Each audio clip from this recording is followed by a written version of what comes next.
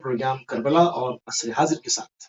آپ کی خدمت میں حاضر ہیں۔ آج 27 محرم ہے، 16 ستمبر ہے اور بدھ کا روز ہے۔ پروردگار کی بارگاہ میں دعا گو بھی ہوں اور امید بھی ہوں کہ پوری دنیا میں آپ جہاں کہیں بھی ہوں گے صدقے میں محمد والے محمد علیہ السلام کے خیر و عافیت سے ہوں گے۔ ناظرین، آپ کے ہمارے علم میں ہے، آپ کے علم میں ہے کہ ہماری گفتگو کا سلسلہ کربلا اور عصر حاضر کو لے کر تاریخی حقائق کو اپنے ساتھ سموئے ہوئے ہے اور لہجہ بہ لہجہ جو ہے وہ آگے بڑھ رہا ہے۔ ہم نے پوری کوشش کی ہے کہ ان ایام میں عاشوراء اور عاشوراء کے بعد جو تاریخی حالات اور واقعات پیش آئے ان کو آپ کی خدمت میں باقاعدہ تاریخی اعتبار سے کوٹ کیا جائے کہ کن کن جگہوں سے، کن کن راستوں سے جو ہے وہ کاروان کو، اسرائے اہل بیت علیہ السلام کو گزارا گیا، کیا تاریخی حقائق تھے، کیا معاملات تھے، کہاں کہاں خطبے دیے گئے، ان خطبوں کے اثرات کیا تھے، لوگوں کو کیا کہا گیا تھا، جب انہوں نے اہل بیت علیہ السلام کی زبان سے ان کا تعارف سنا تو اس کے اثرات ملت اسلامیہ پہ کیا ہوئے اور اس کے نتائج کیا آنے شروع ہوئے۔ ان تمام چیزوں کو لے کر ہم جو ہے وہ آپ کی خدمت میں روزانہ ہی گفتگو کے سلسلے کو بڑھا رہے ہیں۔ آج ہم جو بات کرنے والے ہیں، آج ہم بات کریں گے عزاداری کے اوپر کہ عزاداری کیوں ہے، عزاداری از نگاہ پیغمبر اعظم علیہ السلام کس طرح سے بیان ہوئی، عزاداری از نگاہ ائمہ معصومین علیہ السلام کس طرح سے بیان ہوئی، ایک عام انسان میں اور ایک عزادار میں کیا فرق ہے، عزاداری انسان کو کیا سکھاتی ہے، عزاداری انسان کو کس طرح سے پابند کرتی ہے، کیسے ذمہ دار بناتی ہے۔ تمام چیزوں کو کوشش کریں گے اپنے وقت میں رہتے ہوئے آپ کے اذان عالیہ تک منتقل کیا جائے۔ اس موضوع کے اوپر گفتگو کرنے کے لیے ہمارے ساتھ ہندوستان سے موجود ہیں مولانا سید کلبی عباس صاحب۔ قبلہ آپ لوگ پروگرام میں آپ کی خدمت میں خطبہ پیش کریں گے اور آپ کی خدمت میں سلام پیش کریں گے۔ علیکم السلام ورحمۃ اللہ وبرکاتہ۔ عظم اللہ لکم انشاءاللہ۔ عظم اللہ اجورنا وجورکم۔ قبلہ جیسے کہ ابھی ہم نے اوائل پروگرام میں اپنے ناظرین کی خدمت میں اور آپ کی خدمت میں بھی عرض کیا کہ موضوع ہمارا کربلا اور عصر حاضر ہے، اس کے عنوان سے ہم جو ہے وہ مختلف جہتوں سے گفتگو کرتے ہوئے اپنے سلسلے کو لے کر آگے بڑھ رہے ہیں۔ تاریخی اعتبار سے بھی اس میں چیزیں شامل ہوتی ہیں۔ آج ہم جو بات کرنے والے ہیں وہ عزاداری کیوں، تو ہم اس پہ تھوڑی سی تمیدی گفتگو کریں گے کہ اس ایک عظیم جو درسگاہ ہے عزاداری کی، ایک عظیم پلیٹ فارم ہے اور جس نے آج تک تشیع کا تحفظ کیا۔ عموماً ابہام پیدا کرتے ہیں لوگ کہ تحفظ عزاداری کے، عزاداری کا تحفظ ہونا چاہیے۔ میں ہمیشہ کہتا ہوں یہ عزاداری ہی ہے جس کی وجہ سے آج ہم اس روئے زمین کے اوپر موجود ہیں اور ایک دوسرے سے کنیکٹڈ ہیں، ہماری فکر زندہ ہے، ہمارے اجسام جو ہے وہ زندہ ہیں۔ اس وقت ہم بحیثیت قوم اگر نظر آ رہے ہیں تو وہ عزاداری کی برکت ہے۔ تھوڑی سی اس کے اوپر قبلہ تمیدی گفتگو ہو جائے، اس پر روشنی ڈالیں تاکہ پھر پروگرام کو مزید کھولا جا سکے۔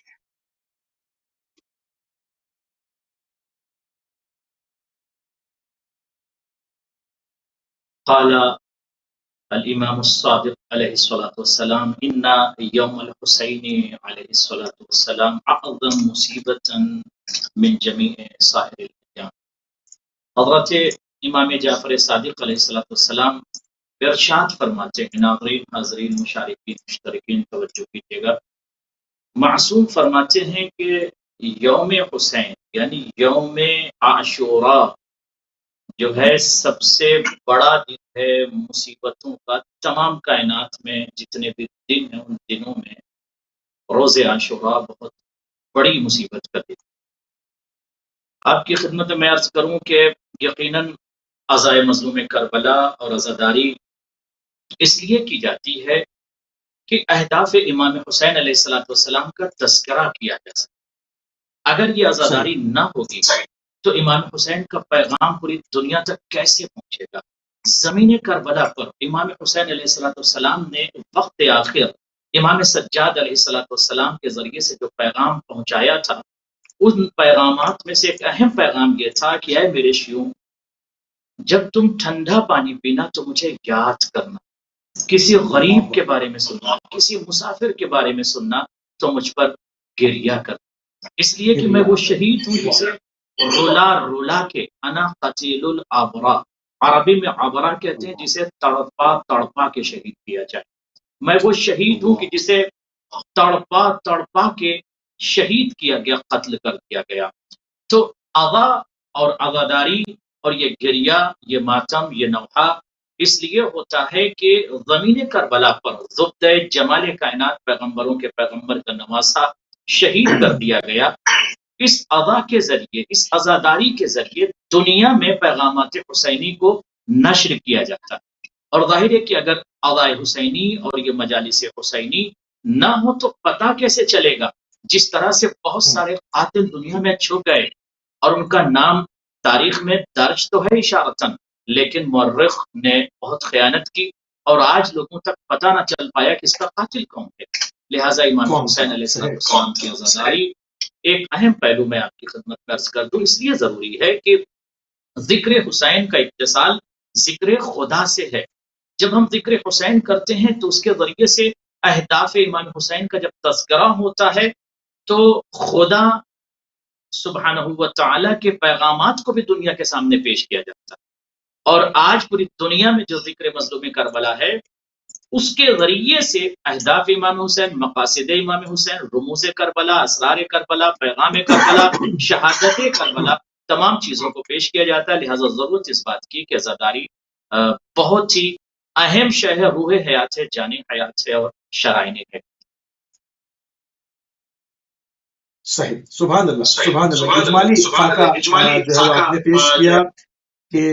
عزاداری کیوں ہے، اس کی فکری اور سرحدیں کیا ہیں۔ اس کو تھوڑا سا مزید اور کھولیں گے قبلہ کے عزاداری کی طرف، جو کہ ایک سید الشہداء امام حسین علیہ السلام کی یاد میں جاری کی گئی، تشیع کے تحفظ کے لیے، تشیع کی کو قیامت تک کے لیے بیمہ کر دینے کے لیے۔ تو اس کو پیغمبر نے پیغمبر صلی اللہ علیہ وآلہ وسلم نے اپنے زمانے میں اس کا اشارہ دیا تھا۔ از نگاہ پیغمبر، از زبان صادق، تھوڑا سا ہمیں ہمارے ناظرین کی خدمت میں عرض کر دیں کہ امام حسین علیہ السلام کی عزاداری کے سلسلے میں پیغمبر نے کیا ارشادات، کیا فرمودات ہمیں ملتے ہیں۔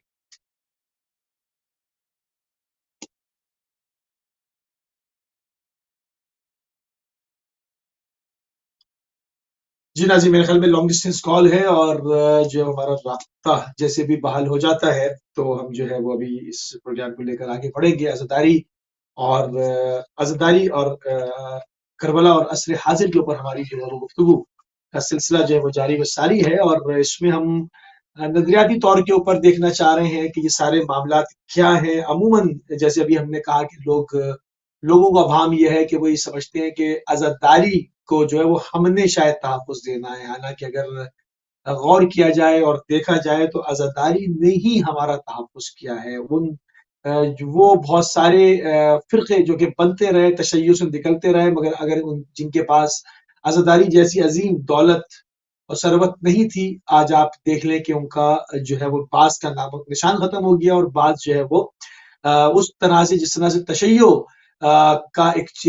چمکتا ہوا چہرہ ہے، تشیع کا ایک جگمگاتا ہوا ایک امتیاز ہے، اور وہ جوش، وہ ولولہ، وہ نہضت، وہ چیزیں آپ کو وہاں پر نظر نہیں آئیں گی۔ حالانکہ جتنے ظلم کیے جاتے ہیں تشیع کے اوپر، جتنی عزاداری کو مٹانے کے لیے کوششیں کی جاتی ہیں، جتنی پوری دنیا سے عالمی طور پر ایک کوشش ہوتی ہے، جتنی پوری دنیا سے فورسز جمع کر کوشش کی جاتی ہے کہ اس عزاداری کو، اس کے مراکز کو، اس کی روح کو، اس کی فکر کو، جو اس کے اندر اشکالات پیدا کیے جائیں، ابہامات پیدا کیے جائیں،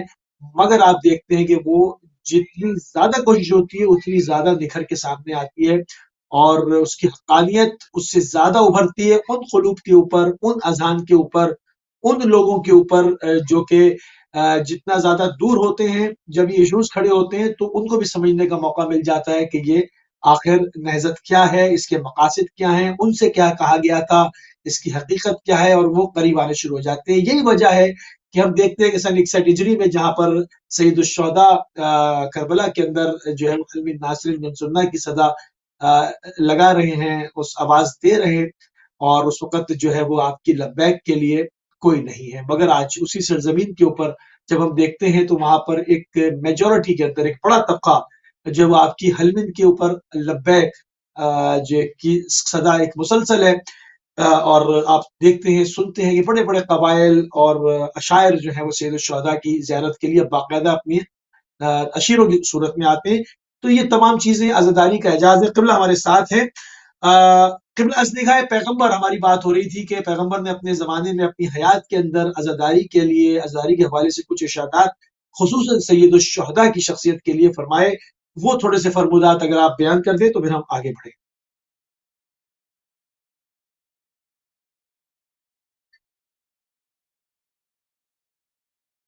اور یقیناً بہت ہی اس سلسلے میں اہل بیت اطہار کے بہت ہی اقوال پائے جاتے ہیں، اور ذکر مظلوم کربلا کے حوالے سے نبیوں کے سلطان نے ارشاد فرمایا کہ من بکا علی الحسین او ابکا او تباکا وجبت لہ الجنہ، جو شخص مظلوم کربلا پر روئے یا رلائے، اگر کوئی شخص رو نہیں سکتا تو رونے کی شکل بنائے تو اس پر جنت واجب ہے۔ میری آواز پہنچ رہی ہے اب صحیح، تک؟ بالکل صاف آ رہی ہے۔ بسم اللہ، آپ کلام جاری جی رکھیے۔ جزاکم اللہ۔ جی تو رسول خدا صلی اللہ علیہ وآلہ وسلم نے گریہ کے متعلق ذکر مظلوم کربلا کے حوالے سے حدیث ارشاد فرمائی کہ رونا، رلانا یعنی رونا خود رونا، رلانا جب کوئی ذاکر، کوئی متکلم، کوئی ناطق گفتگو کرے گا، مصائب کربلا پڑھے گا تو لوگ اس پر گریہ کریں گے۔ اگر کوئی شخص کسی کی مجبوری ہے اور وہ گریہ نہیں کر سکتا، رو نہیں سکتا، تو اسے چاہیے کہ کم از کم رونے کی شکل بنا لے۔ وجبت لہو شفاعتی، ایک روایت ہو رہی کہ وجبت لہو الجنہ، جنت کے حوالے سے بھی اہل بیت اطہار کی حدیث،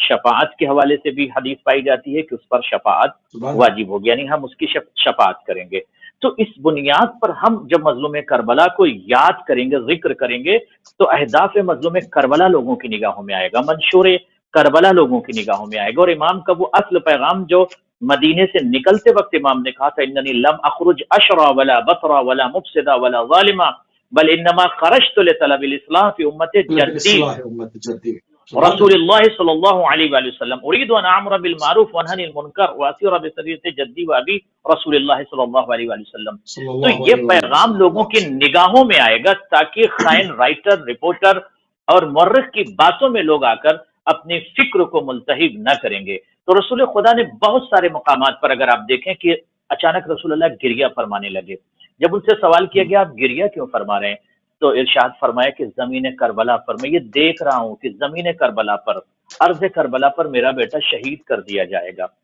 تو امام حسین علیہ الصلوۃ والسلام کے حوالے سے کثرت سے گفتگو کی، اور صرف پیغمبر خدا صلی اللہ علیہ وآلہ وسلم نے گفتگو نہیں کی، بلکہ حضرت آدم علیہ الصلوۃ والسلام کے لیے یہ روایت موجود ہے۔ آج ہی میں ایک کتاب دیکھ رہا تھا، میرے پاس موجود ہے، اس میں یہ ہے کہ جب حضرت فتلقى آدم من ربہ کلمات، حضرت آدم نے اپنے رب سے کچھ کلمات سیکھا، اور وہ سارا منظر آپ کے سامنے ہے کہ حضرت آدم نے تذکرہ کیا انوار خمسہ کا، لیکن جب نام حسین حضرت آدم علیہ السلام کے زبان پہ آیا تو بے ساختہ حضرت آدم گریہ کرنے لگے، رونے لگے، اور رو کر فرشتے سے پوچھتے ہیں کہ وجہ کیا ہے کہ نام حسین کی وجہ سے میری آنکھوں میں آنسو آ گئے، گریہ کرنے لگے حضرت آدم۔ اب اس وقت ایک معصوم فرشتہ ذاکر ہو گیا، اور حضرت آدم علیہ السلام بحیثیت عزادار رونے لگے، گریہ کرنے لگے، اور فرشتہ زمین کربلا پر مصائب جو واقع ہونے والے امام حسین کے ساتھ وہ بیان فرما رہا ہے کہ زمین کربلا پر نواس رسول کو، پیغمبروں کے پیغمبر کے بیٹے کو شہید کر دیا جائے گا، بیرو گورو کفن لاشا محمد مصطفیٰ کے نواسے کا پڑا ہوا ہوگا، اس کے جوان بیٹے کے سینے میں برچھی مار دی جائے گی، اس کے 6 ماہ کے بچے کو تیر ظلم سے شہید کر دیا جائے گا۔ تو حضرت آدم سے لے کر اگر آپ تاریخ دیکھیں، حضرت ابراہیم نے گریہ کیا، حضرت ابراہیم کو جب معلوم ہوا زمین کربلا پر کیا واقعہ رونما ہوا ہوگا، ابراہیم علیہ السلام نے گریہ کیا، حضرت اسماعیل نے گریہ کیا، حضرت ابراہیم کے علاوہ حضرت نوح نے گریہ کیا، حضرت یونس علیہ السلام نے گریہ کیا، ایک طویل فہرست ہے انبیاء کی جنہوں نے گریہ کیا۔ اب اگر آئیے پیغمبر خدا کی زندگی میں، تو مسلسل پیغمبر خدا نے امام حسین کے حوالے سے کبھی اپنے شانے پر بٹھایا، اور نبیوں کے سلطان نے مدینے کی گلیوں میں لوگوں کو دکھا کر کہا ھذا حسین فاعرفوہ، یہ حسین، اسے پہچان لو، اسے بھول مت جانا، اور کبھی یہ کہا جی۔ تو مسلسل عزائے مظلوم کربلا اور ذکر کربلا کو رسول خدا انجام دیتے رہے، یہاں تک کہ روایت حضرت عائشہ سے بھی ہے، وہ فرماتی ہیں کہ رسول اللہ اکثر کربلا کو یاد کر کے روتے تھے، اکثر امام حسین کی مصیبتوں کو یاد کر کے روتے تھے۔ تو رسول خدا اگر نبیوں کا سلطان رو رہا ہے، پیغمبروں کا پیغمبر رو رہا ہے، نبیوں کا نبی رو رہا ہے، تو ضرورت اس بات کی ہے کہ آج ہم واقعاً اس عظیم ہستی کو یاد کریں، اور اس عظیم ہستی کے ذریعے سے ہم خدا کو یاد کریں۔ اور اہداف کربلا، رموز کربلا کو نگاہوں میں رکھیں انشاءاللہ۔ سبحان اللہ، سبحان اللہ۔ اسی سلسلے کو تھوڑا سا قبلہ آگے بڑھاتے ہیں، بعد از پیغمبر خاندان عصمت و طہارت کا سلسلہ شروع ہو جاتا ہے، مولا امیر المومنین کی ولایت کا آغاز ہو جاتا ہے، اور اس کے بعد باقی ائمہ یکے بعد دیگرے جو ہے وہ منصب امامت کو سنبھالتے ہیں، کار امامت کو انجام دیتے ہیں، اور اس ہدایت کے اس چراغ کو لے کر آگے بڑھتے ہیں، اور جو ہے وہ لوگوں کی جو شرعی ضروریات ہیں، جو ان کی دینی ضروریات ہیں، اس کو اپنے علم کے ذریعے سے پورا کرتے ہوئے چلے آتے ہیں۔ آج بھی سلسلہ امامت جاری و ساری ہے۔ امام مہدی آخر الزماں علیہ السلام جو ہے وہ اس وقت پردہ غیبت میں ہیں، مگر ہماری جو دینی حاجتیں ہیں پردہ غیبت میں رہتے ہوئے بھی بالکل اسی طرح سے پوری کر رہے ہیں، جس طرح بادل اگر سورج کے سامنے آ جائیں تو مطلب دن پھر بھی یہ نہیں کہا جائے گا کہ دن ختم ہو گیا، دن پھر بھی رہتا ہے، اور اس کی سورج سے جزاک انسان اللہ، مستقبل جزاک ہوتا رہتا ہے۔ اللہ، بے شک تو بے تو شک۔ قبلہ ائمہ معصومین نے کس طرح سے انکریج کیا، ان کی عزاداری کے حوالے سے کیا سیرت رہی، کیا تاریخ لکھتی ہے کہ کس طرح سے شعراء کو بلایا جاتا تھا، کس طرح سے ذاکرین کو بلایا جاتا تھا، کس طرح سے ان کی تربیت فرمائی آپ نے، کس طرح سے اس عزاداری کا انعقاد کیا۔ اس کو تھوڑا سا ہم ان تمام چیزوں کے اوپر بات کریں تو ہمارے نوجوانوں کو کے لیے بڑا مفید ہوگا، بہت استفادہ کریں گے اس سے۔ جزاکم اللہ خیر الجزا۔ دیکھیں شہادت مظلوم کربلا کے بعد اگر آپ دیکھیں تو اہل بیت اطہار، چاہے وہ امام محمد باقر کا دور رہا ہو، یا امام جعفر صادق علیہ السلام کا دور رہا ہو، یا امام رضا علیہ السلام کا، یا تا حجہ عجل اللہ فرجہ الشریف کا دور رہا ہو، سب نے مظلوم کربلا کو بہت یاد کیا اور بہت گریہ کیا۔ اور میں آغاز سے پہلے ایک جملہ عرض کر دوں کہ جوانان، یہ عزاداری بیداری ہے، عزاداری ایک انقلاب ہے، عزاداری بشریت کی روح میں ایک فکری انقلاب پیدا کرتی ہے۔ عزاداری ایکچول میں وہ تیاری ہے کہ جو ظہور امام زمانہ علیہ السلام کے بعد سارے لوگ کس طرح سے اپنے آپ کو تیار کریں گے، یہ عزاداری ہے۔ اگر ہم دیکھیں معصومین علیہ السلام کا دور تو 10 سال تک امام نے مینا کی سرزمین پر 10 سال تک امام نے اپنے ذاتی پیسے سے عزاداری کو قائم کی۔ اب آپ توجہ دیجئے کہ اگر ایک معصوم امام مینا کی سرزمین پر، معصوم رہبر فرزند رسول امام علی کے لہو کا چشم و چراغ کہہ لیجئے، زبدہ جمال کائنات کہہ لیجئے، 10 سال تک مسلسل مینا کی سرزمین پر، مولا مینا میں عزاداری کیوں کر رہے ہیں، مینا میں اتنا خرچ کیوں کر رہے ہیں؟ تاکہ دنیا کو پتا چلے امام حسین علیہ السلام کا پیغام، دنیا کو پتا چلے حقیقی اسلام۔ اگر اس طرح سے عزاداری پر توجہ نہ دیتے معصومین علیہ السلام، تو میں یہ سمجھتا ہوں کہ جس حساب سے طاغی اور طغات و بغات و حاسدین و ناکسین و فاسدین و مفسدین و جاہلین نے دولت و ثروت و عسکر و لشکر و فوج و دبدبہ و خزائن کو صرف کیا ہے عزاداری کے خلاف، تو آج پوری دنیا میں یزیدیت ہوتی۔ اگر عزاداری نہ ہوتی تو پوری دنیا میں یزیدیت ہوتی۔ آج عزاداری ہی کی بنیاد پر لوگ امام حسین کو جانتے اور پہچانتے ہیں، اور آج امام حسین کی شخصیت بین المذاہب جو ہے وہ مشہور ہے۔ اب آئیے اگر ایک امام کا دور دیکھیے، دوسرے امام کا دور دیکھیے، تو فرزدق جیسے شاعر کو بلا کر امام یہ کہتے ہیں کہ قصیدہ کہو، یا دوسرے شعراء کو دیکھ لیجئے، ان کو امام نے قصیدہ پڑھنے کے لیے کہا۔ اس کے علاوہ مرثیہ خوانی کے لیے کہا گیا۔ رثا عربی کا ایک لفظ استعمال ہوتا ہے، اسی سے بنا مرثیہ۔ رثا یعنی غم، درد اور کرب کربلا، مصیبت کربلا کو بیان کرو۔ اور جب بیان کرتے تھے تو مولا جو ہے وہ درہم و دینار کی اسے تھیلی دے دیا کرتے تھے۔ امام رضا کا اگر آپ دور دیکھیں تو امام رضا علیہ السلام بہت عظیم ہستی کا نام ہے کہ جب محرم کا چاند نمودار ہوتا تھا تو مولا امام رضا علیہ السلام بدون نعلین اس طرح سے چلتے تھے اور گریہ فرماتے تھے، اور جب دیکھتے تھے کسی شخص کو، کسی قصاب کو دیکھتے تھے کہ وہ اپنے ذبیحے کو ذبح کر رہا ہے تو اس وقت بھی امام روتے تھے۔ امام زین العابدین کا بھی اگر آپ دور دیکھ لیں تو وہ بھی امام زین العابدین علیہ السلام اس طرح سے محرم کا جب چاند نمودار ہوتا تھا تو امام زین العابدین مسلسل روتے تھے۔ معصومین کے اقوال پائے جاتے ہیں کہ وہ ذابح سے یہ پوچھتے تھے تم نے اسے پانی پلا لیا کہ نہیں پلا لیا۔ تو اس طرح سے معصومین علیہ الصلوۃ والسلام نے اہمیت عزاداری کو بہت نگاہ میں رکھا، اور یہاں تک روایت موجود ہے کہ اہل بیت اطہار لوگ جو ہے چاند دیکھتے تھے، بلکہ کچھ افراد تو ایسے تھے مدینے میں کہ وہ گریے کی آواز سن کر یہ پتہ لگا لیتے تھے کہ محرم کا چاند نمودار ہوا۔ اس کی وجہ بنیادی یہ تھی کہ جب محرم کا چاند نمودار ہوتا تھا تو خاندان بنی ہاشم کے بیوت سے کوہرام، گریا اور بکا کی صدا بلند ہوتی تھی۔ لہذا پوری دنیا میں آج جو عزاداری ہے، ہم سلام کرتے ہیں جبل الصبر کو، حضرت زینب سلام اللہ علیہا کو، جن کی کاوش اور کوشش اور زحمت کے نتیجے میں آج پوری دنیا میں امام حسین کا ذکر ہو رہا ہے، ورنہ اگر امام حسین کا ذکر دنیا چھوڑ دیتی تو ساری دنیا یزیدی نظر آتی۔ اور آج آپ دیکھ لیں جو صورتحال ہے دنیا کی، جو صورتحال ہے پوری دنیا کی، میں یہ کہتا ہوں کہ اگر دنیا کے سامنے سے حسینیت کو ہٹا دیا جائے تو ساری دنیا یزیدی نظر آئے گی اور ٹیررسٹ نظر آئے گی، دہشت گرد نظر آئیں گے، ہاں بالکل بالکل تاریکی میں ڈوب جائے گی۔ تو آج اس بات کی ضرورت ہے کہ مزید ہم عزاداری مظلوم کربلا پر توجہ دیں۔ عزاداری ہماری بقا ہے، عزاداری نے ہمیں زندہ رکھا ہے، عزاداری نے ہمیں محفوظ رکھا ہے، اور یہ ہم کبھی نہ کہیں کہ ہم نے عزاداری کو باقی رکھا ہے، بلکہ عزاداری نے ہم کو باقی رکھا ہے۔ عزاداری نے دین کو صحیح معنوں میں پہچانوایا ہے، عزاداری نے اسلام کو صحیح معنوں میں پہچانوا دیا ہے، عزاداری نے حقیقی معنوں میں آپ کہہ لیجئے کہ قرآن کا صحیح تعارف کرایا ہے اور مفہوم قرآن کو دنیا کے سامنے پیش کیا ہے۔ اچھا، اس پر جزا اور ثواب کے وعدے ہیں ائمہ اہل بیت علیہ السلام سے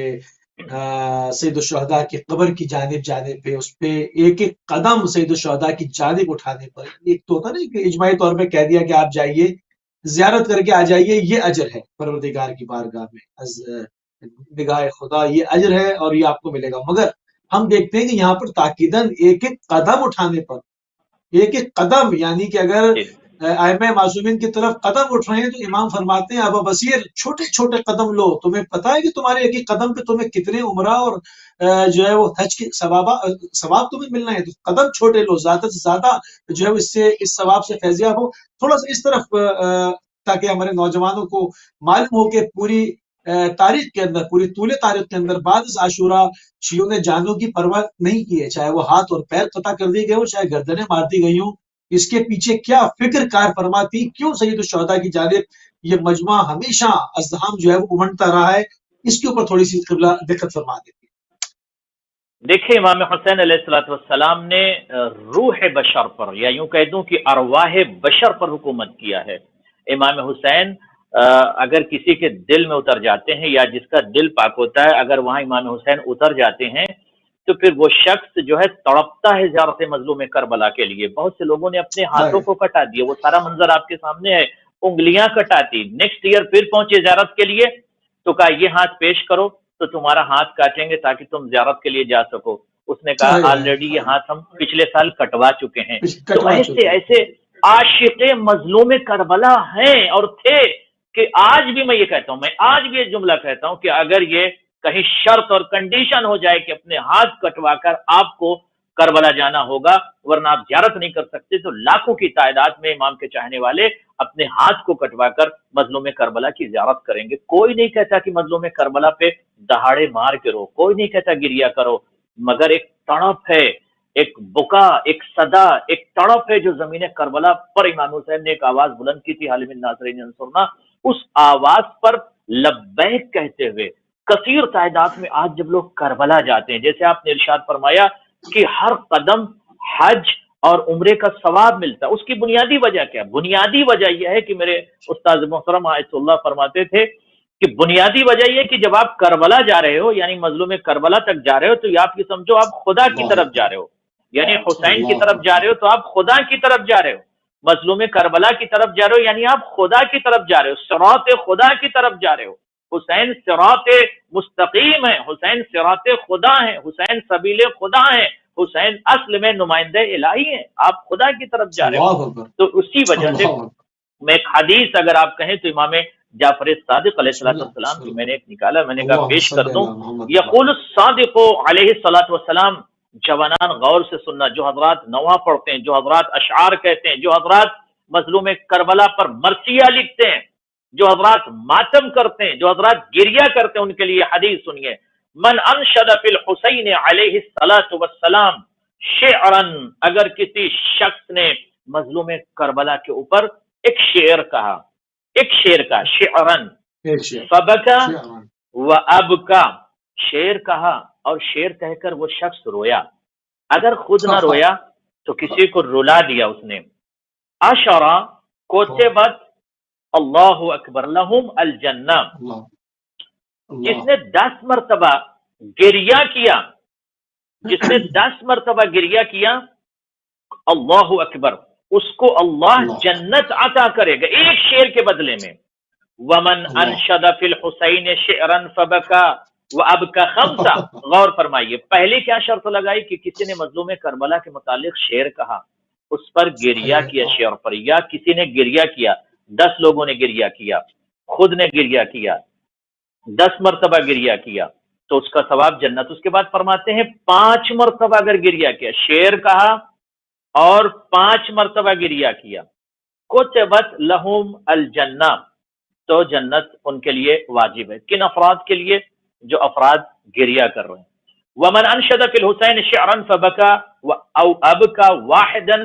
کتبت لہما الجنہ، اگر کوئی شخص شعر کہے اور مظلوم کربلا پر ایک مرتبہ بھی گریہ کر لے، اس کے لیے اللہ نے جنت کو واجب قرار دیا ہے۔ اس کے بعد فرماتے ومن ذکر الحسین عنده فخرج من عینیہ مقدار جناح ضبابۃ کان ثوابہ اللہ، اگر کوئی شخص کہیں بیٹھا ہوا ہے، مجلس میں بیٹھا ہوا ہے، پروگرام میں بیٹھا ہوا ہے، کہیں بیٹھا ہوا ہے، اس کے سامنے اگر نام حسین آ جاتا ہے، نام حسین سننے کے بعد اگر ایک قطرہ اس کا آنسو کا نکل آئے تو اللہ اس کے لیے عظیم ثواب لکھ دیتا ہے اور اس کے لیے یہ ضروری قرار دیتا ہے کہ وہ جنت میں اسے داخل کر دیا جائے۔ اس کی بنیادی وجہ یہ ہے عزیزان من کہ مظلوم کربلا کا حق ہے کہ مظلوم کربلا پہ گریہ کیا جائے، مظلوم کربلا کا حق ہے کہ مظلوم کربلا پہ رویا جائے، مظلوم کربلا کا حق ہے کہ زیادہ سے زیادہ ان پر گریہ کیا جائے۔ آج بھی روایت کے جملے ہیں، عربی کتب میں مذکور ہے، جب بھی کہیں بھی ذکر مظلوم کربلا ہوتا ہے، تخرج الیتیمۃ من خربۃ الشام، ایک شام کے خرابے سے ایک یتیمہ اٹھتی ہے جس کے رخسار پر تماچوں کے نشان ہیں، جس کا دامن جلا ہوا ہے، جس کے گوشوارے چھنے ہوئے ہیں۔ یہ بی بی اپنی پھوپھی زینب کے دامن سے لپٹ کر یہ کہتی ہے، پھوپھی اماں یہ کون ہے جو میرے بابا پہ رو رہے ہیں؟ پھوپھی اماں کربلا میں تو اتنے چاہنے والے نہ تھے، اگر کاش یہ کربلا میں ہوتے پھوپھی اماں، تو اپنے رخسار، زخمی رخسار کی طرف اشارہ کر کے کہتی ہے اگر یہ کربلا میں ہوتے تو میرے رخسار پر تماچے نہ لگتے، اگر یہ کربلا میں ہوتے تو میرے گوشوارے نہ چھنتے۔ تو آج پوری دنیا کے لیے ضروری ہے کہ اس یتیمہ کو یاد کریں جو امام حسین کے سینے پر سوتی تھی۔ سبحان اللہ، سبحان اللہ۔ قبلہ گفتگو کو اور آگے بڑھائیں گے، پروردگار اس صحیح کی اور اس کوشش کی جس فصاحت اور بلاغت کے ساتھ آپ جو ہے اس کربلا کے اس عظیم پیغام کی طرف اشارہ کر رہے ہیں، اس کو ہمارے نوجوان کے اذہان عالیہ تک منتقل کر رہے ہیں، ان کو سمجھا رہے ہیں، اللہ اس کا اجر عظیم جو ہے وہ آپ کو عطا فرمائے گا۔ تھوڑا سا اس کو پروگرام کو اور کھولتے ہیں کہ ایک عزادار ہوتا ہے اور ایک جس کو عزاداری کا معلوم نہیں ہے یا عزادار وہ نہیں ہے، تو ان دونوں کے اندر ایک واضح فرق ہم دیکھتے ہیں۔ اس فرق کو ذرا بیان کیجئے، ایک عزادار سید الشہداء اور ایک عام آدمی، اس کا کیا فرق آپ کیا دیکھتے ہیں؟ عزاداری سے انسان کو کیا کچھ ملتا ہے؟ عزاداری وہ کیا دولت ہے جس سے انسان کو مالا مال کر دیتی ہے؟ اس کے اوپر تھوڑی سی بات ہو جائے۔ پہلی چیز جو میں نے 30 سال کے عرصے میں جو محسوس کیا ہے کہ اگر کوئی حقیقی عزادار ہے تو وہ رحم دل ہو جاتا ہے۔ اس کی بنیادی وجہ یہ ہے کہ وہ اس کے اندر کمالات انسانی آ جاتے ہیں، اس کا دل نرم ہو جاتا ہے۔ جب وہ کربلا کے درد کو، کربلا کے مصائب کو سنتا ہے تو وہ پھر ظالم نہیں ہو سکتا۔ کوئی بھی عزادار دنیا میں آپ دیکھیں وہ دہشت گرد نہیں، دہشت گرد وہ ہوتا ہے جو دوسروں پر ظلم کرتا ہے، جو دوسروں کو ہرٹ کرتا ہے۔ عزادار وہ ہوتا ہے جس کا دل نرم ہوتا ہے عشق حسین کی بنیاد پر، وہ خود ہی اللہ اکبر، اتنا تڑپتا ہے، اتنا روتا ہے کہ اس کا دل بہت نرم ہو جاتا ہے۔ عزاداری کا سب سے بڑا فائدہ یہ ہے کہ وہ سبحان اللہ، روحانیت کے اس آسمان پر پرواز کرتا ہے جہاں پر ہر شخص پرواز نہیں کر سکتا۔ یہی وجہ ہے کہ آیت اللہ بہجت فرماتے ہیں کہ جب تم مجلس میں جاؤ تو یہ تصور کرو کہ تم کربلا جا رہے ہو، یہ نہ سوچو کہ تم فرش حسین پہ جا رہے ہو، تم حسینیہ میں جا رہے ہو، تم سینٹر میں جا رہے ہو، بلکہ یہ سوچو تم کربلا جا رہے ہو۔ یہ حسینیہ یاد کربلا یہاں پر منائی جاتی ہے، یہ مرکز یہاں پہ ذکر کربلا ہوتا ہے، تو گویا تم کربلا جا رہے ہو۔ اب جب کربلا جا رہے ہو تو تمہیں اسی انداز میں خود کو تیار کرنا ہے۔ جب کوئی مومن ذکر مظلوم کربلا سن سن کر حقیقی عزادار بن جاتا ہے تو اس کے اندر جو انسانیت کے کمالات جاگ جاتے ہیں یا کمالات پیدا ہوتے ہیں، پھر وہ ہیومینٹی کے لیے کام کرتا ہے، انسانیت کے لیے کام کرتا ہے۔ اور یقیناً جو غیر عزادار ہے آپ اس کو دیکھیں تو وہ قاسی القلب ہو جاتا ہے۔ جو شخص روایت میں جو شخص مظلوم کربلا پہ گریہ نہ کرے وہ شخص شقیع القلب ہو جاتا ہے، اس کا دل سخت ہو جاتا ہے، وہ ظالم ہو جاتا ہے، اللہ اکبر، وہ ہرٹ اللہ کرتا ہے۔ اکبر، لہٰذا عزاداری کا سب سے بڑا فائدہ یہ ہے کہ آپ ایک بہترین انسان بن جاتے ہیں، اور روحانیت کی وجہ سے جب آپ کا اتصال مظلوم کربلا سے ہو جاتا ہے تو پھر آپ پرواز کرنے لگتے ہیں، اور اس کیفیت کو وہی محسوس کر سکتا ہے جو یقیناً صحیح معنوں میں عزادار ہے۔ اگر کوئی صحیح معنوں میں عزادار ہے تو وہ یقیناً بہت زیادہ خوش نصیب ہے اور باکمال ہے۔ سبحان اللہ، سبحان اللہ۔ اچھا، اس کو ایک تھوڑا سا ایک اور ڈفرینٹ پرسپیکٹس میں دیکھتے ہیں، ایک اور اینگل سے دیکھتے ہیں۔ ابھی ہم نے جو ہماری گفتگو کا سلسلہ جاری و ساری ہے ناظرین، کہ اس کے اوپر جو ثواب کا کیا وعدہ ہے، جو اس کی فضیلت ہے، جو اس سے انسانیت کو شرف اور کرامت عطا ہوتا ہے، جو ان تمام چیزوں کے اوپر بات ہو رہی ہے کہ ایک انسان جو ہے وہ ایک عزادار جو ہے وہ ایک ذمہ دار ہے، ایک مسئول ہے، اس کو پروردگار کی طرف سے سید الشہداء کی عزاداری کے سلسلے میں کیا عنایات ملتی ہیں، اس میں ایک عام آدمی کیا فرق ہے۔ تھوڑا سا اس بات کو قبلہ آپ کے محضر میں اور آگے بڑھاتے ہیں تھوڑا سا، کہ امام زمانہ روح ارواحنا الفدا کے ظہور کی زمینہ سازی کے اندر، آپ کے ظہور کے لیے جو زمینہ تیار کیا جا رہا ہے، جو زمین سازی کی جا رہی ہے، اس کے اندر عزاداری سید الشہداء کا کیا کردار دیکھتے ہیں؟ یقینی طور پر یہ عزاداری مظلوم کربلا مکمل تجہیز ہے، تیاری ہے، خصوصی طور پر وقت کے امام کے ظہور کے لیے۔ آپ دیکھیں کہ جب ایک بندہ عزاداری کرے گا اور عزاداری کے ذریعے سے خود کو تیار کرے گا، آپ ابھی سے اپنے آپ کو جب تیار کر لیں گے کہ مظلوم کربلا امام حسین علیہ السلام کے ذکر کے ذریعے سے، تو آپ جب امام زمانہ کا ظہور ہوگا تو امام کے ناصر و انصار میں مشارکت کر سکتے ہیں، شرکت کر سکتے ہیں۔ اس لیے ضروری ہے کہ ہم زیادہ سے زیادہ، اور میں یہ بات اپنے جوانان سے بھی عرض کروں گا کہ یاد رکھیں، آپ کوشش یہ کریں کہ اگر اس دور میں کہ جہاں پہ لاک ڈاؤن کا پیریڈ ہے، جہاں پر اس وقت وائرس کی وبا چل رہی ہے، ایک مصیبت ہے، ایک عذاب ہے پوری دنیا کے لیے، ضرورت اس بات کی کہ جب آپ مجلس عزا سنیں آپ اپنے گھر پر تو اس تہذیب کو باقی رکھیں۔ یہ نہیں کہ آپ ٹی وی پہ مجلس عزا لگائے ہوئے ہیں اور اس وقت آپ کھیل رہے ہیں، نہیں، کوشش یہ کیجئے کہ اگر بہت آپ اہم ایک بات ہے، گھر میں بہت اہم بات وقت ہے۔ معین کیجئے، اور وقت معین کرنے کے بعد فرش عزا بچھائیے، آپ ٹی وی پہ مجلس لگا دیجئے یا آن لائن جیسے آپ کو سننا ہے، ایک فرش عزا کی شکل دیجئے اور اس کے بعد بیٹھ کر واہ، گریہ سبحان کیجئے اللہ، اور مجلس عزا سنیے۔ یہ نہیں کہ آپ نے مجلس لگا دیا، فون پہ بات کر رہے ہیں، یہاں بزی ہیں وہاں بزی ہیں، اس کی وجہ سے آپ کے اندر روحانیت نہیں پیدا ہوگی۔ میں نے عظیم شخصیتوں کو دیکھا ہے کہ جب وہ مجلس حسین میں جاتے تھے تو 2 کلومیٹر پہلے وہ پیدل اگر جا رہے ہیں تو روتے ہوئے جاتے تھے، دہاڑے مار کے روتے ہوئے جاتے تھے، آنسو روا دواں ہوتے تھے۔ تو جب کوئی پوچھنے والا اللہ پوچھتا تھا رو کیوں رہے ہو، کچھ نہیں کہتے تھے، بس ایک جملہ کہتے تھے، قتل الحسین فی کربلا، حسین زمین کربلا پر قتل کر دیے گئے۔ میں نے بہت سارے ایسے عرب کو دیکھا ہے کہ روز عاشورہ سے پہلے اول محرم سے وہ گریہ کرتے تھے، اور سڑک پہ چل رہے ہیں گریہ، آنسو ان کے روا دواں ہوتے تھے۔ تو جن کو معلوم نہیں ہوتا تو پوچھتے تھے آپ کیوں رو رہے ہیں، کچھ نہیں کہتے تھے، کہتے تھے نواز رسول زمین کربلا پر شہید کر دیے گئے۔ تو آج اگر ہم اس کیفیت کو اپنے اندر پیدا کریں، اپنے گھروں کے اندر آپ ازا خانہ بنا لیں، یہ آپ کے لیے اپرچونٹی بھی ہے کہ مختصر سا ازا خانہ بنا کر اہمیت ذکر مظلوم کربلا کو نگاہ میں رکھیے. آپ دیکھیے آپ کی زندگی میں انقلاب آئے گا، آپ کی فکروں میں انقلاب آئے گا، آپ کی زندگی بدل سکتی ہے. اور میں ایک جملہ اور عرض کر دوں، میں نے یہ بات رمضان میں بھی کہی تھی، امریکہ میں پروگرام ہو رہا تھا تو لائف میں نے ان سے یہ کہا تھا کہ دیکھیں ذکر مظلوم کربلا آپ مسلسل کیجیے، اس کے علاوہ کوئی بھی بندہ کسی بھی مشکل میں گرفتار ہے، میں نے خود اس کو بہت تجربہ کیا ابھی لاک ڈاؤن میں، کسی بھی مشکل میں گرفتار ہے، آپ زیارت عاشورہ سن کے دیکھیے، پڑھ کے دیکھیے، آپ ایٹ لیسٹ ایک دن زیارت عاشورہ پڑھیے ایک ٹائم،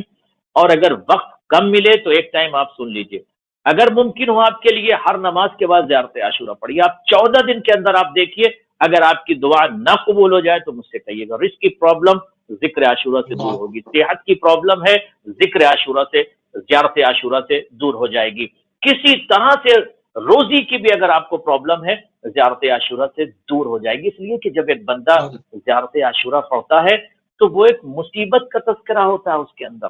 زیارت عاشورہ مصائب کربلا بیان ہوتا ہے، اور ظالمین جنہوں نے ظلم کیا مظلوم کربلا پر دنیا کے سامنے زیارت عاشورہ کے ذریعے سے بیان کیا جاتا ہے کہ ظالم کون ہے، مظلوم کون ہے، مظلوم کون ہے. میں ایک حدیث آپ کی خدمت میں پیش کر دوں. جی بسم اللہ بسم اللہ بسم اللہ بسم اللہ. ایک حدیث پیش کر دوں، بہت ہی عظیم حدیث ہے. یقول الکاظم علیہ الصلاۃ والسلام من زار قبر الحسین علیہ الصلاۃ والسلام عارفا بحق غفر اللہ له ما تقدم من ذنبه وما تأخر. امام کاظم علیہ الصلاۃ والسلام فرماتے ہیں کہ کوئی شخص اگر معرفت کے ساتھ زمین کربلا تک جاتا ہے، دو طرح کے لوگ ہوتے ہیں، ایک جو غری چومنے جاتے ہیں، ایک وہ جو مولا حسین سے ملنے جاتے ہیں. اگر آپ کی نگاہ میں لقائے مظلوم کربلا ہے تو پھر آپ پرواز کر رہے ہیں، اگر آپ کی نگاہ میں صرف زمین کربلا اور ذریح کربلا ہے تو پھر ابھی آپ کی معرفت اس منزل سے نہیں پہنچی. کچھ لوگ یہ ہوتے ہیں جو دعا کرتے ہیں پروردگار ہمیں مظلوم کربلا سے ملا دے، تو جب وہ جاتے ہیں تو زمین کربلا پہ پہنچنے کے بعد وہ مولا حسین کو تلاش کرتے ہیں، ڈھونڈتے مولا حسین کو اور ملاقات بھی کرتے ہیں. لیکن کچھ لوگ صرف ذری تک پہنچتے ہیں اور واپس چلے آتے ہیں. مظلوم امام کاظم فرماتے ہیں کہ جو شخص حق معرفت کے ساتھ زیارت کرنے جائے گا، اللہ اس کے تمام گناہان کو معاف کر دے گا، اور یقینی طور پر وہ شخص جنتی ہے. کون شخص جنتی ہے؟ جو معرفت کے ساتھ مظلوم کربلا کی زیارت کو جاتا ہے. جی سبحان اللہ سبحان اللہ. قبلہ ایک میموری بھی آپ کے ساتھ بھی اور ناظرین کے ساتھ بھی شیئر کریں کہ بڑی خوبصورت اسی موضوع کے اوپر کربلا میں ہم شو کر رہے تھے، اس کے اوپر بات ہو رہی تھی. تو کہ یہاں پر ظاہر جو آتا ہے، آیا بعض لوگ ہیں وہ صرف زری کی طرف متوجہ ہوتے ہیں، چونکہ زری کی طرف بھی متوجہ ہونا ایک عظیم ثواب کا حامل ہے. سید الشہداء کی زری ہے، اس کی ایک ایک کونا، ایک ایک پتھر، ایک ایک اینٹ جو ہے وہ باب برکت ہے، خاک شفا ہے. تو اب مگر بعض لوگ روح سید الشہداء کے ساتھ اتصال برقرار کرتے ہیں، ان کے ساتھ جو ہے وہ رابطہ کرنے کی کوشش کرتے ہیں، اپنی روحانیت کو بڑھاتے ہیں. اس کے درجوں، اس کے مدارج کے اوپر بات ہو رہی تھی. بڑی خوبصورت بات قبلہ نے کی وہاں پر، ایک کہ انہوں نے کہا کہ آپ ایک عطر کی دکان میں جاتے ہیں، آپ عطر لیں یا نہ لیں، آپ خریدیں یا نہ خریدیں، مگر جب آپ دکان سے باہر آئیں گے تو آپ کے کپڑوں میں خوشبو ضرور ہوگی، کیونکہ آپ ایک عطر کی دکان کے اندر گئے. ان کا کربلا کا بھی معاملہ یہی ہے کہ انسان یہاں پر جو آتا ہے، اگر اس کی معرفت کا لیول کم بھی ہے تب بھی سید الشہداء اس کو بہت عطا کرتے ہیں. جب ایک عطر کی دکان میں عطر انسان کے کپڑوں کو مہکا رہا ہے، خوشبو پیدا کر رہا ہے، حالانکہ اس نے عطر خریدا نہیں ہے، نہ عطر لگایا ہے، صرف عطر کے مجموعے کے پاس کھڑا ہوا ہے، نہ کہ سید الشہداء کی قبر کے سامنے سے، ان کی زری کے سامنے سے گزرا ہے، ان کو سلام کیا ہے، اس کو کیا کچھ عطا نہیں ہوگا. اور اگر وہ صحیح معنوں میں جس طرح سے آپ نے ابھی یہ حدیث بیان کی کہ اگر وہ سید الشہداء کی روح کو تلاش کرے، سید الشہداء کی معرفت اپنے قلب کے اندر بڑھائے، ان کے جو حق معرفت ہے وہ تو خیر ہم ادا نہیں کر پائیں گے، اگر کوشش کرے اور صحیح کرے تو اس کے کپڑوں میں کیا خوشبو اٹھے گی. سبحان اللہ. خیر تھوڑا سا بات آگے بڑھائیں گے کہ ابھی تو زمینہ سازی کے اوپر بات ہوئی کہ جو عصر ظہور کے اندر زمینہ سازی، اس میں عزاداری کا کیا کردار ہے، کس طرح سے قوم کو یکجا کیا ہوا ہے، کس طرح سے لے کر اپنے ہدف کی طرف ہم مزید حرکت انجام دے رہے ہیں. بعد الظہور عموماً لوگ سمجھتے ہیں کہ پھر ظہور کے بعد جو ہے وہ عزاداری، اس کے اوپر اشکالات کا شکار ہیں، اس کے اوپر سمجھ میں نہیں آتا بعض لوگوں کی۔ ظہور کے بعد عزاداری کا ایک بہت بڑا کردار دیکھتے ہیں ہم، کہ جو نہضت امام ہے، جس طرح صرف امام کا صرف آ جانا، وہاں سے تو معاملہ شروع ہوا ہے، ابھی تو پوری دنیا کی تطہیر ہونی ہے، پوری دنیا کے اوپر دین کے، امن کے، صلح کے پرچم کو لہرانا ہے، تو اس میں عزاداری کا کیا کردار دیکھتے ہیں، کس طرح سے لشکریوں کو، کس طرح سے اپنی نہضت کو گرمایا جائے گا سید الشہداء کے نام گرامی سے، اس کے اوپر قبلہ تھوڑی سی بات ہو جائے۔ جزاکم اللہ خیر الجزا، بہترین سوال ہے، اور یقیناً یہ عزاداری ایک تیاری ہے ظہور مظلوم کربلا، ظہور امام زمانہ علیہ الصلوۃ والسلام کے لیے۔ اور جب ہم مظلوم کربلا کا تذکرہ کرتے ہیں تو اس کے ذریعے سے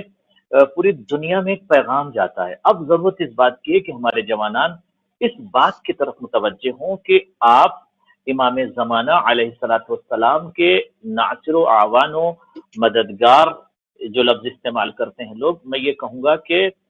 امام کو مددگار کی ضرورت نہیں ہوتی، ہم امام سے مدد طلب کریں گے۔ یعنی امام صحیح، محتاج کائنات بن کے نہیں ہوتا، ہم مشارکین میں ہو سکتے ہیں، ہم امام کے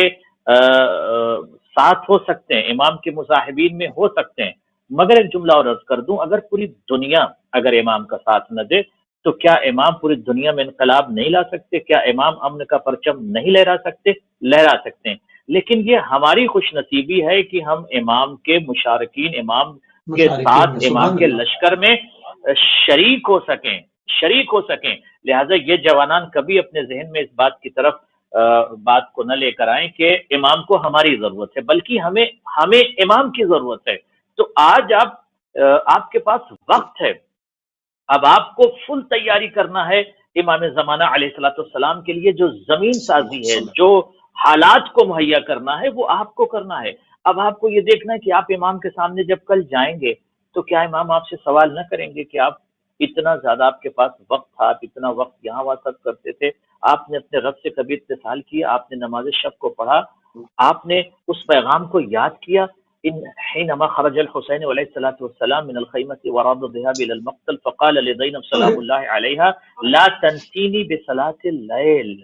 اب آپ دیکھیں، اللیل، صلاۃ اللیل مستحب ہے مومنین، لیکن اللہ امام اکبر، آپ کو اور ہمیں پیغام دے رہے ہیں، آپ کو اور ہمیں پیغام دے رہے ہیں کہ اپنی روحانیت کے اس آسمان پر پرواز کرو، اپنے رب سے اتصال کرو۔ اگر امام زمانہ کے لیے آپ اپنے آپ کو تیار کر رہے ہو تو نماز شب کیوں ترک کرتے ہو؟ وقت پر نماز اللہ پڑھنا اکبر، ہمارے لیے واجب ہے، یہ نہیں کہ ابھی ہم پڑھ لیں گے۔ یہ سب سے بڑا مسئلہ، عزاداری اگر آپ کے اندر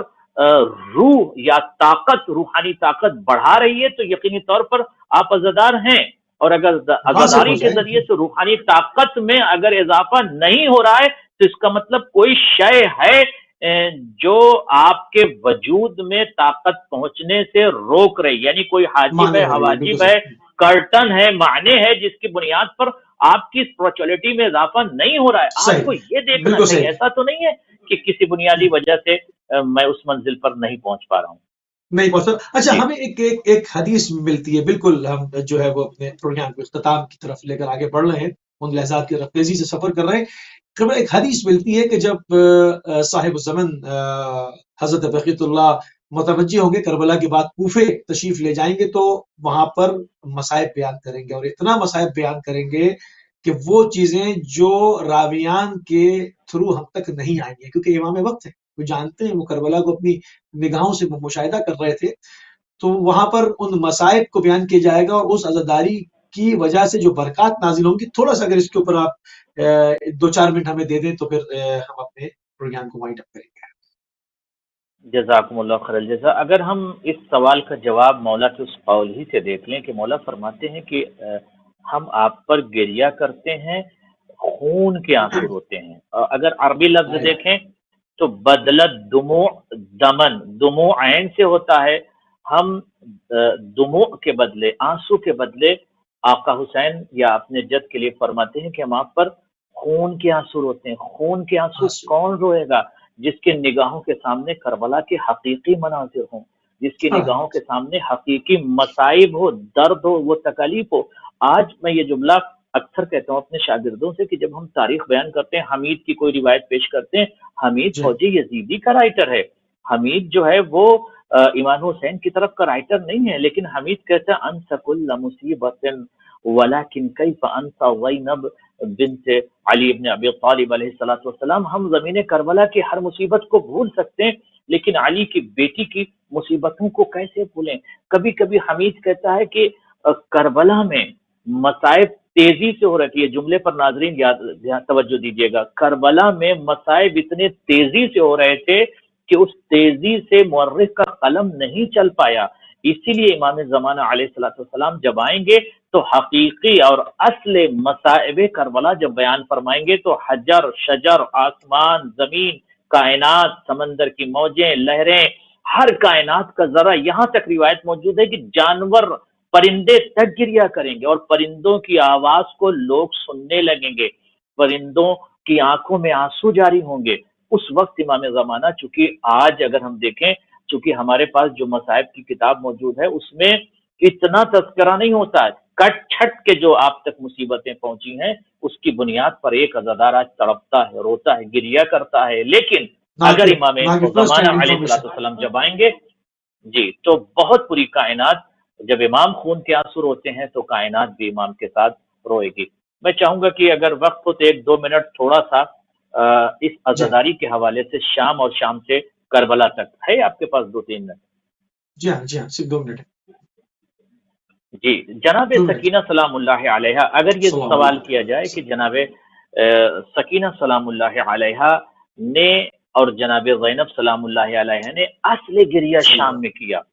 और मैं ये तमाम नाजरीन मेरे जवानान गौर करना, जब